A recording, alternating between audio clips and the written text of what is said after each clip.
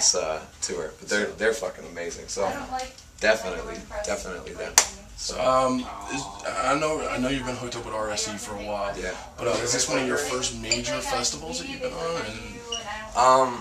Well, you know, Rhymesayers does an independent hip hop festival every year called Soundset, and it's in Minneapolis, and they've been doing that since 2008, and I've gone to every single one of those. First one I just went, and then 2009 since I've been playing that. But that is like the Warped Tour for hip hop, independent hip hop. It's the coolest thing to see because here it's like this kind of music I don't really know that much about, like this culture too much, you know. I know it's all independent music and stuff, but I don't know a lot of the bands, but that's exciting for me because I get to learn. But you see stuff like Soundset, and that's amazing. And those are huge. I think this year we did over 25,000 people. So. Yeah, I'd forgotten about that. Yeah, but I've done Bamboozled, Bumper Shoot.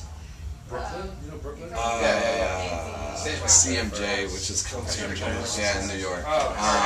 So I've done stuff like that, but as far as like with Rhymesayers, when we signed and when we started working on the record and when we planned the release, they're like, look, what you need to do is get your record out right before Warped Tour, and it came out last Tuesday, which was, you know, so we did press all the way up to this, so we did Seattle, Minneapolis, New York, here, all in no break, just flying around. So this is the first time that Rhymesayers has really like put their foot up my ass, like on some like, here you go. Like, everything I've heard from the new album is just fantastic so far. Thanks, man. Tell Sean he needs to get me a copy of that CD. We want to review it.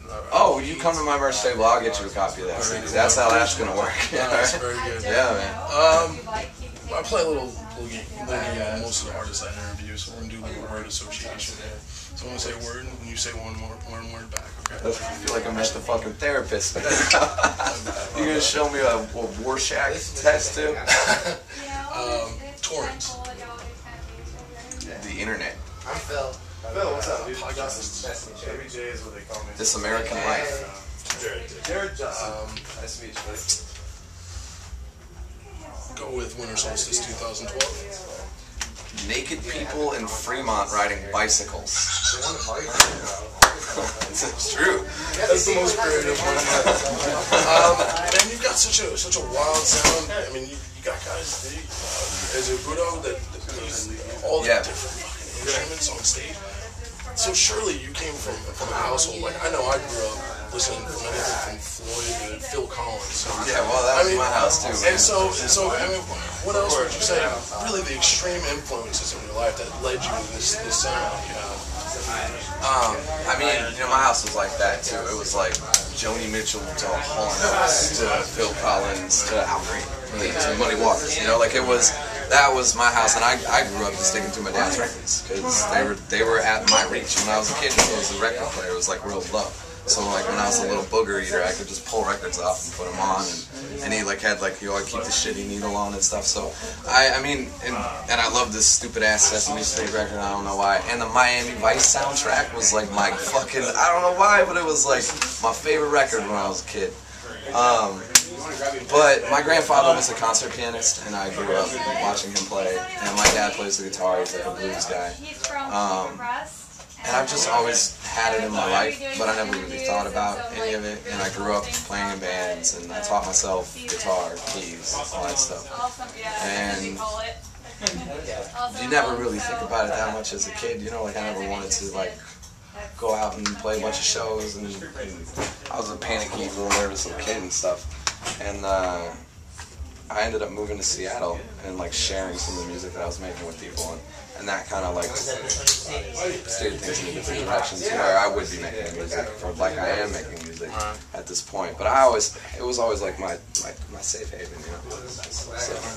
You just got on Family Nation tour? Just the family sign or the family tour. Yeah.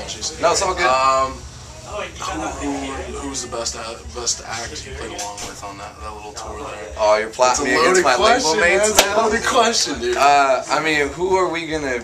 I mean, we all grew up watching Slug, you know? We all grew up watching Atmosphere. And so, like, what? We won't call him an old man now, but that dude still will play for an hour and 45 minutes, no break, won't even break a sweat, and he commands the ring. Nobody's beating that dude. What do you think of Saw? I had been following him a lot since I was, I was a big fan of Dino Spectrum records and stuff. And then he put out that, what was his album where, Respect to Life. With a... Oh, no, Dinos? Wait a minute. No, the one where he was like pimping on it. Slick Spox. Yes, dude. That one was the shit. His new stuff is not what I expected. I'm not saying it's bad. It's just not what I expected. It's just different. Yeah, because I thought I was going to get like that Musab that I had known so much from that record.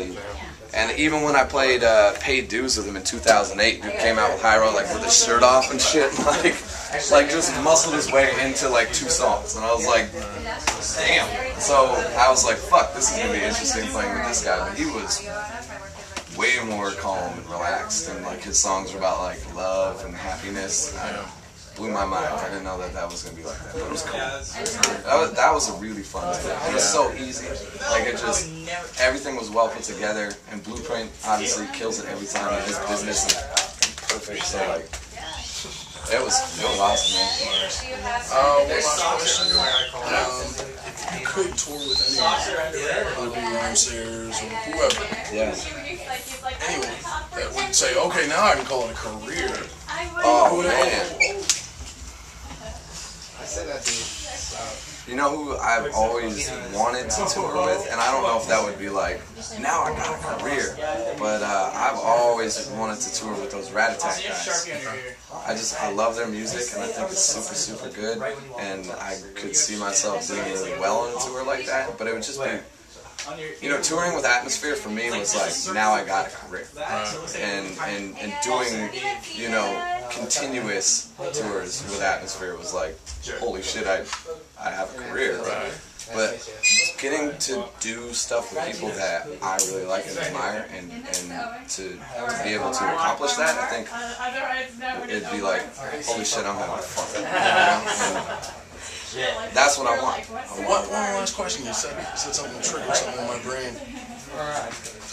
I know I keep talking on the subject, but name your favorite Atmosphere album. That's a spot question right there. It's God Loves Ugly, man. All right, that's for me. It's my favorite record.